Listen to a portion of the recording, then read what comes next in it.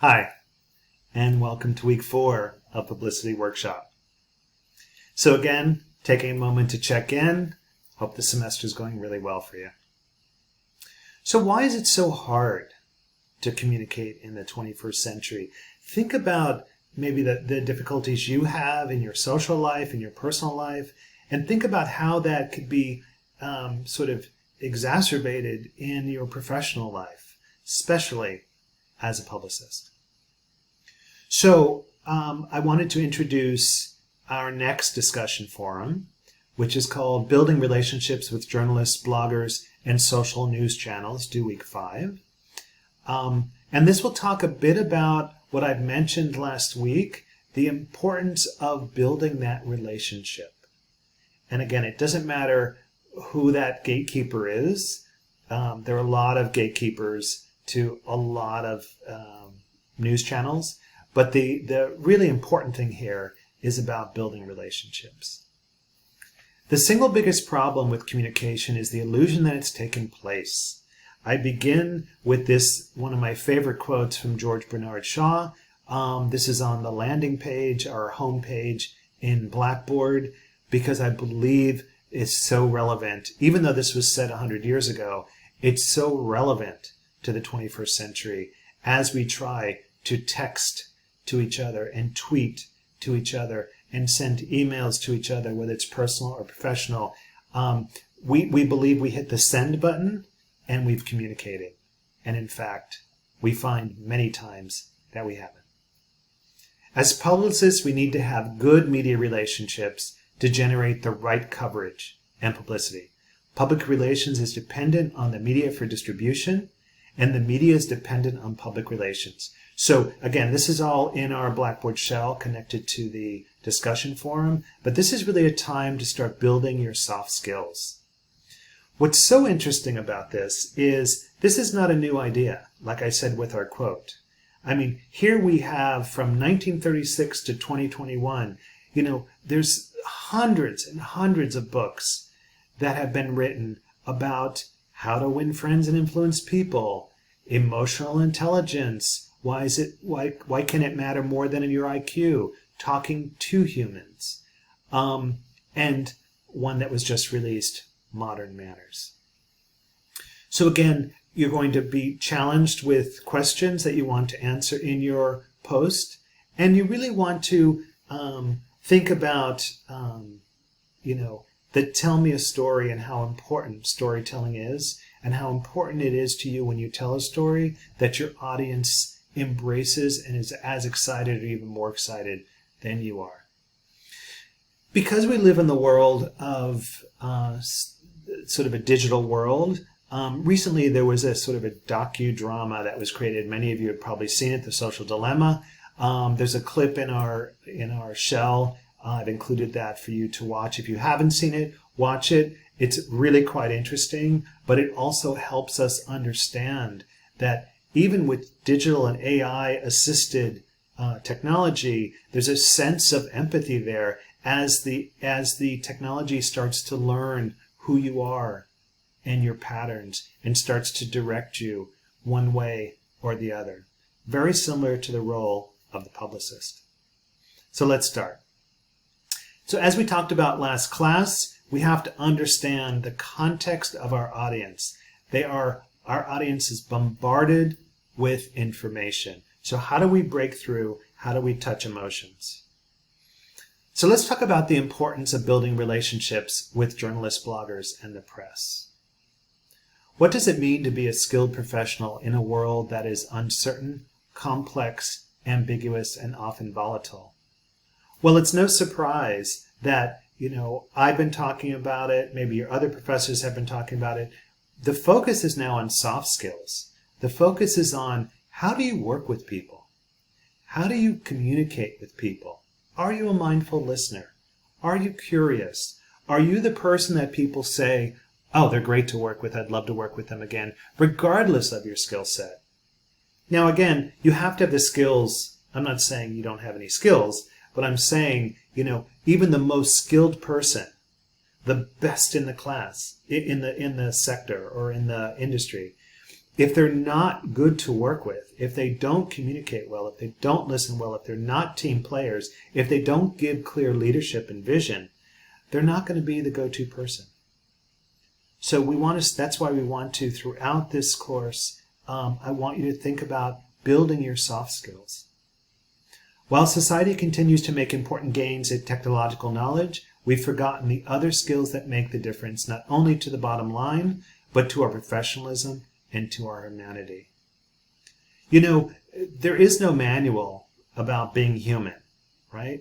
And this is why we have to continue to change how we work with humans, how we work with each other, as society changes, as the world changes.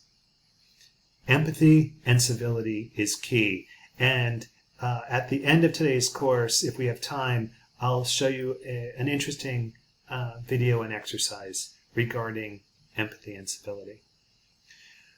We'd like to look at this experience, not only in public relations, but in anything that you do, as going from earning a living, which is a very 20th century concept, to learning a living, which means learning from your audience, learning by things that you see, hear, read, experience, having a growth mindset as a publicist to say, I might have tried this yesterday with this brand, but the world has changed and I need to do something with this brand. Our mission at the conclusion of this course is that you will also own a new self-narrative and tell your new story. We'll talk about that a little later, but I want you to start thinking about as you tell other brand stories, or as you tell sort of a second or third party story, that's easy actually for us to do. What's really hard is now to take the skills that we'll talk about throughout this course and apply them to myself. Apply them to yourself. What would be the news release of something you cared deeply about, or a goal you wanted to achieve? How do you tell your story to a person you're interviewing with, or at your current job for promotion, or at a networking event for a new news channel? So this is about talking with humans. And again, we looked at, these books through the years. It's still so hard to communicate effectively for numerous reasons. Some of them is that, as we talked last week, we have a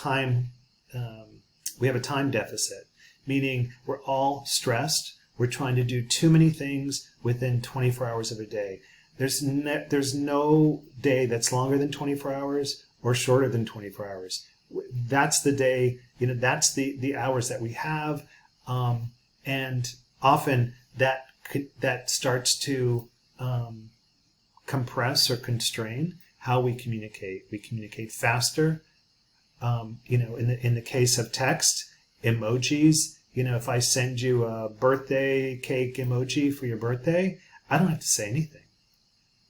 And you receive it and you say, oh, he remembered my birthday, right? We've shorthanded communication so much that somehow we're satisfied with that. Well, I'm not satisfied with receiving a cake emoji. I'd like to actually hear from you. I'd like to read some of your thoughts. I'd like to, have coffee with you, sit down and connect, right? We're still human. So let's look at today's objectives. Analyze the need to have good media relations to generate the right coverage and publicity. Scrutinize how most of the media news come from public relations sources. Very important. Analyze how public relations is dependent on the media for the distribution of credible news. Dissect the different areas in which public relations and media may not be on the same page, and report the guidelines for effective media relationships. We're going to continue to review the responsibilities of being the media spokesperson of a company, examine the steps involved in organizing and conducting a news conference, express the purpose and types of media tours, describe occasions for which previews and junkets are appropriate, and review ways to deal with crisis. So let's start.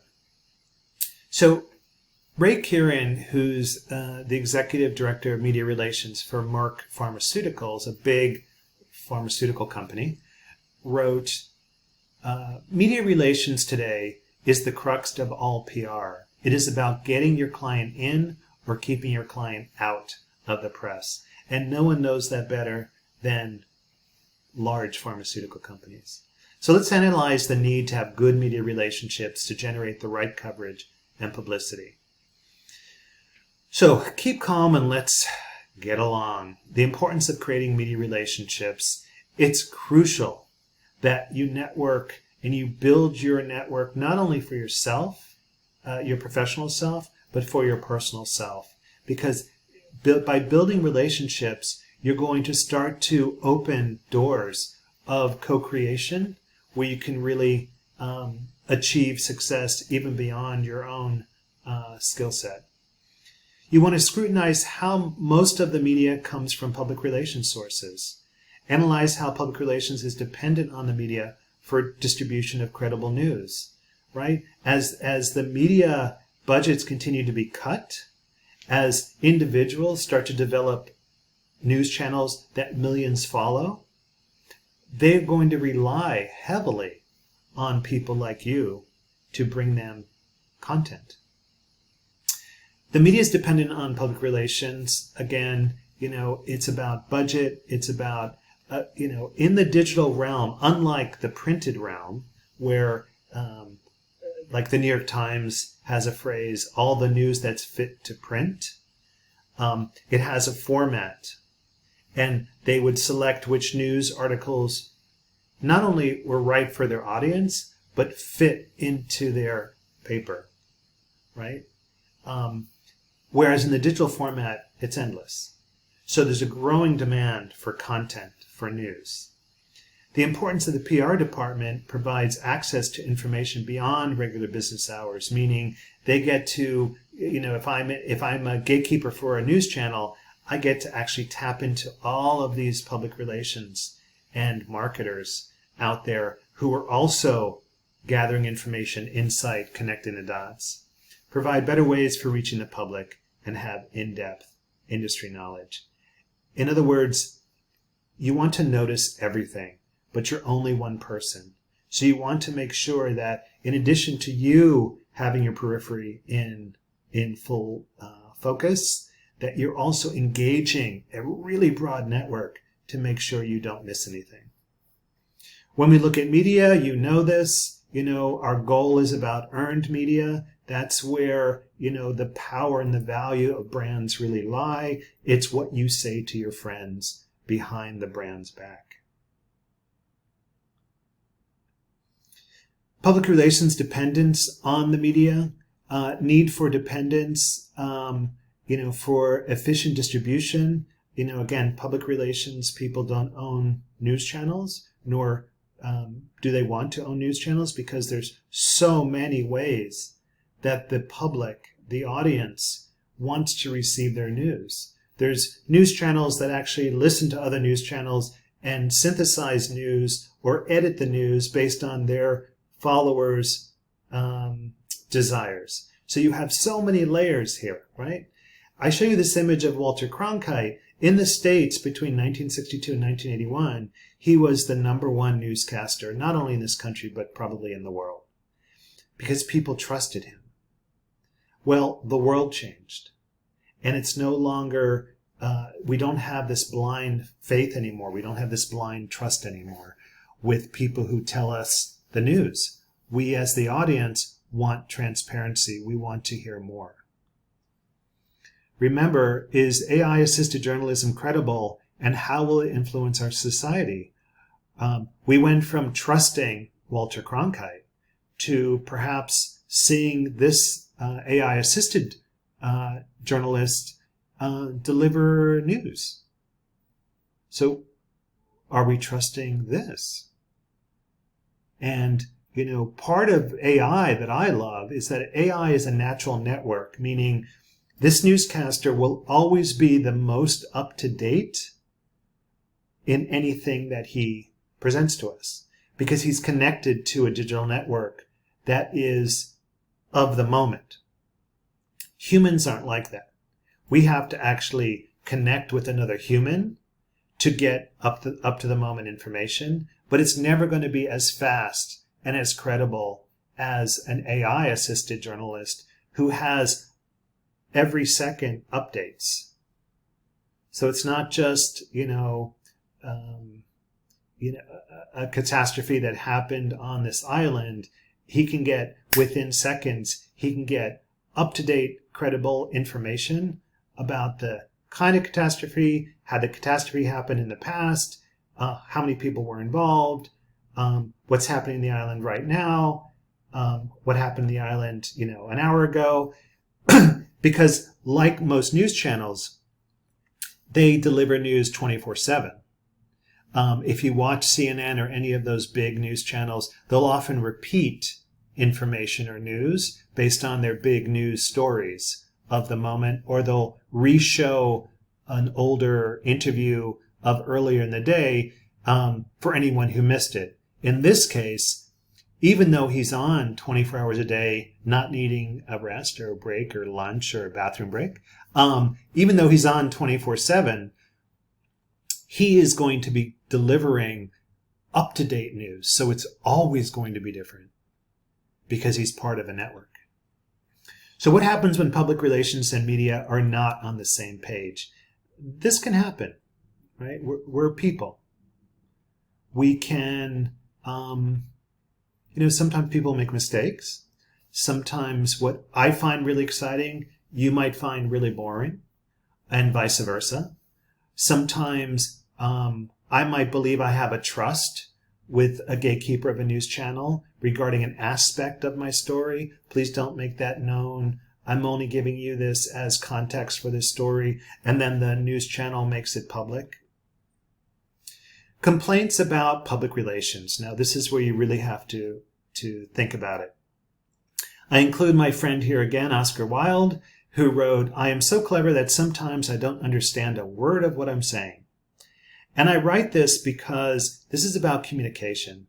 Some of the complaints from news channels about public relations and publicists is poorly written news releases. Articles that turn out to be spam, not credible. Media kits that are a waste of time and money. Lots of fluff, but no exciting kind of meat there. Difficulty in working together. You leave a contact information, they call, they get your voicemail. They call again, they get your voicemail. They stop calling. Publicists who refuse to take no for an answer. You're building a relationship with a news channel who knows its channel, his or her channel, much better than you do. They know their audience. If they say, this isn't right for us now, or if we did this, it might be better for us, you can't, as a publicist, say, no, let me pitch it to you again. You can't sort of stay on them. There's going to be thousands of news stories that you're going to generate in your career. There's going to be thousands of events you're going to plan. There's going to be so much, when you multiply it around, across all the different ways that our audience receives news, there's no reason to fight for a no answer.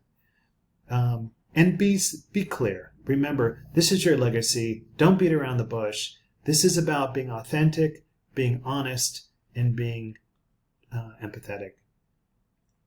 Compliments about journalists and bloggers. Not compliments, complaints.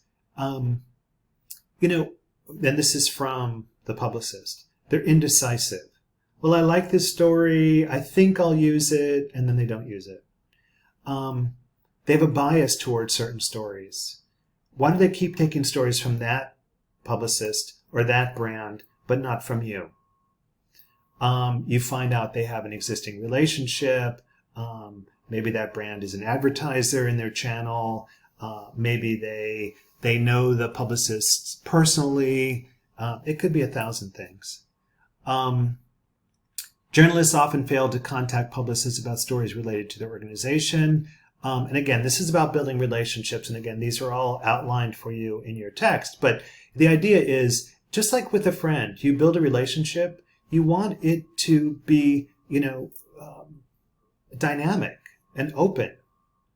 So if I work for a footwear company and you're planning a big footwear story in spring of 22, call me. Do you guys have anything that you want to say? Do you have any news stories that are coming up? Are you about to contact me about a new event? Rather than do it in December, we're going to do this big story in January. That's what I mean. And often publicists will complain about that. And I wonder, at the end of the day, when there's a differing in opinions, and this is where it really becomes a morality question, is there a need for companies to create a new role, a chief conscience officer? Meaning, there might be a story or an event or a way you want to frame a story or an event that is important to your brand or the news channel. It's important to the news channel. But ultimately, it's not the right thing to do for society at this time. Right now in the States, we're very divided. Right? We're politically divided. We're divided as states. We're divided as cities. We're divided as people. Right? It might not be a good time to, as they say, throw fuel on the fire. It might not be a good time to frame something. Even though it might be great for your brand, it might not be a good time for society. The guidelines for effective media relationships. Let's look at that. You may know your IQ, but do you know your EQ or your emotional quotient? In other words, how you feel. So again, it's about feelings and logic. So media relations guidelines, become from. This is similar to a good friend. Become familiar with what they're doing. Prepare good content. Make their job easier. Make them want to come back to you and contact you more and more and more. Be ethical. Be professional. Build relationships with them that takes time. Very personal. Again, depending on your news channel, it could be a person like a blogger, like someone doing podcast. It could be a big, entity like the New York Times. You're going to manage your relationships differently. However, at the end of the day, it's person to person. You don't have a relationship with the New York Times. You have a relationship with Sally, who is your point person, who is the gatekeeper at the New York Times. Do you see what I mean by that? Just do the right thing. So, there is a sense of etiquette. Again, it's no surprise that that book on manners was just released. Avoid errors. Avoid the need for callbacks. Be factual. If you're going to give someone an exclusive on a story, hold to it. Don't give someone exclusive, then take it back because you gave someone better an exclusive, or give two people the exclusives, hoping that, they're not going to find out and, read each other. Never, ever do payola. And what payola is kind of unnecessary or suspect dates, trips, favors, and gifts. The responsibility of being the media spokesperson for a company. And again, Greta's a spokesperson for a cause, not necessarily a company, but the context of this conversation is the same, whether it's a brand, a cause, or a company. Just make sure that you're the qualified person. Make sure that you are well trained in understanding the information you'll need to answer a reporter's question. Be prepared. If it's not going to be you, take the time to prepare others to be the spokesperson. Often the responsibility of bringing a spokesperson or training a spokesperson, bringing them up to speed, preparing them for their first press release, interview, is usually the job of public relations. So whether you're doing it yourself or you're training someone to do it, it will be something that you really want to be prepared for.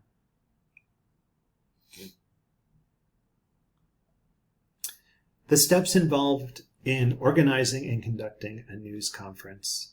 So it can be, as this image shows, if you're a news conference, if you're preparing a news conference, if you're preparing an event, you have to really be good at multitasking. Most people are not good at multitasking. You have to understand, you have to communicate really well because you probably won't have time to do it twice. You have to understand how to handle the conference, and you have to be prepared already before the conference with what are you going to do after the conference.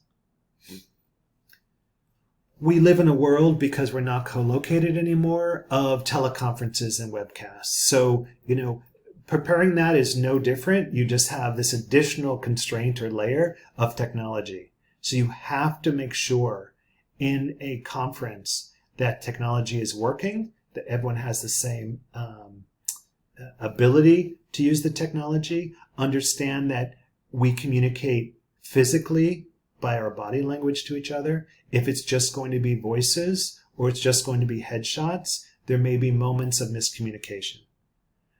The purpose and the types of media and junket tours. So this is the times when something is so important that you actually want to bring this global audience together. So media tours are super successful. Two of my favorite people here. Media tours are super successful. It brings the written word or the televised or social network image to life for audience members. And the great thing about media tours is that the true value of any brand or any story is the stories we tell each other. And when you talk to an audience of 300, you have to imagine that those 300 people leave that event and they tell their friends and they tell their friends. So it's a whole different way of marketing and public relations. Previews and parties, again, just be careful with this concept. I'm showing alcoholic beverages here. I'm not a fan of alcoholic beverages at professional events. Your audience will want them. I'm just saying, for you as the publicist, for you as the event organizer, sip lemonade, sip iced tea, sip iced coffee. Do not partake until the event is over. Press junkets is interesting.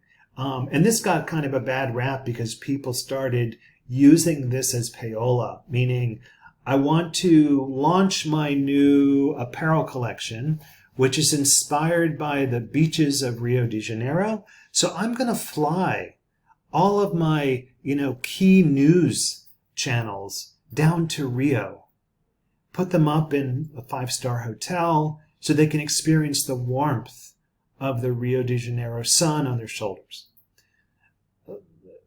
Those trips were killed quickly, right? What you see here is a great example where a press junket would be very legitimate. We have this new state-of-the-art factory, and there's no better way for you to experience the amazing technology than to actually walk through the factory with our experts. Now, the factory happens to be located in Brazil, and so we're going to fly you to Brazil. That's different. That is going to be, we put you up in a regular hotel. The core reason for this trip is for you to spend the day in the factory. We have organized speakers all day long. We feed you lunch, and you either leave that night or you leave the next morning. It's only so you can experience firsthand, which you could not experience otherwise.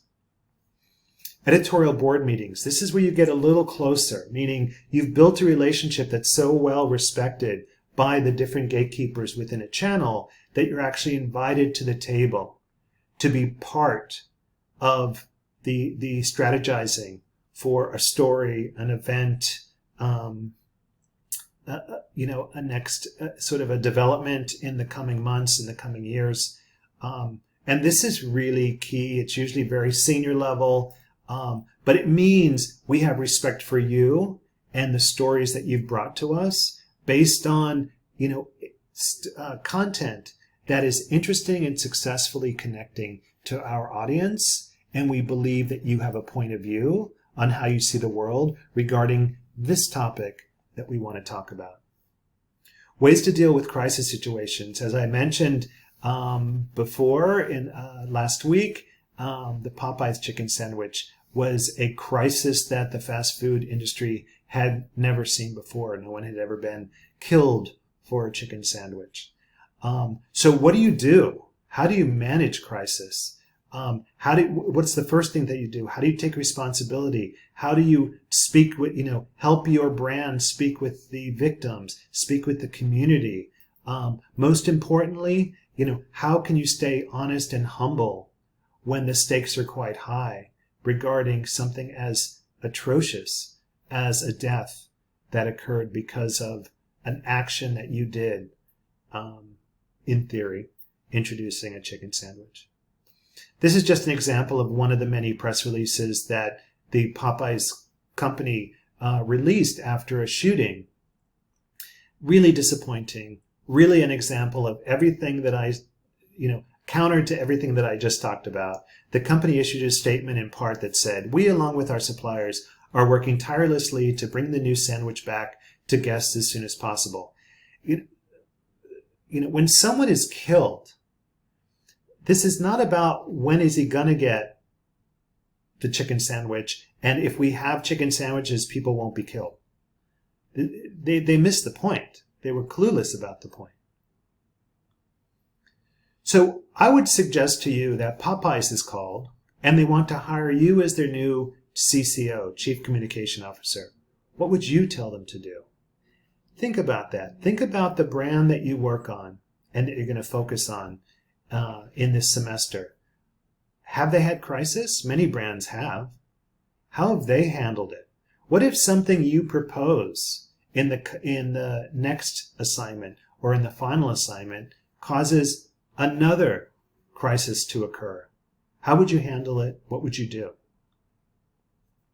So let's take a moment to talk about for a moment the body language that we've been talking about from our last class and also earlier in this class. So if 93% of communication is with our body, only 7% is with words. You see all of my favorite people there standing in the power pose. These women have power.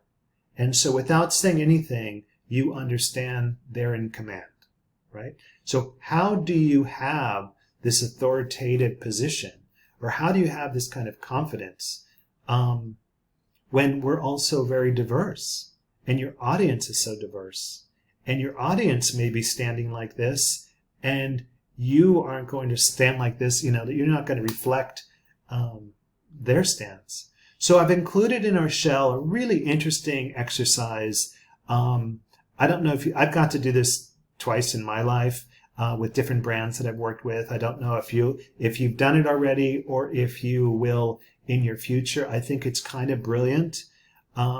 It's the diversity privilege walk, and it really helps people understand that diversity is linked to privilege, and understanding our audience is not about demographics. It's not about skin color. It's not about gender. It's not only about skin color, not only about gender, not only about where you were born. And so it does, in a very brilliant intellectual way, it helps us understand the nuances of our audience and what we need to keep in mind as publicists.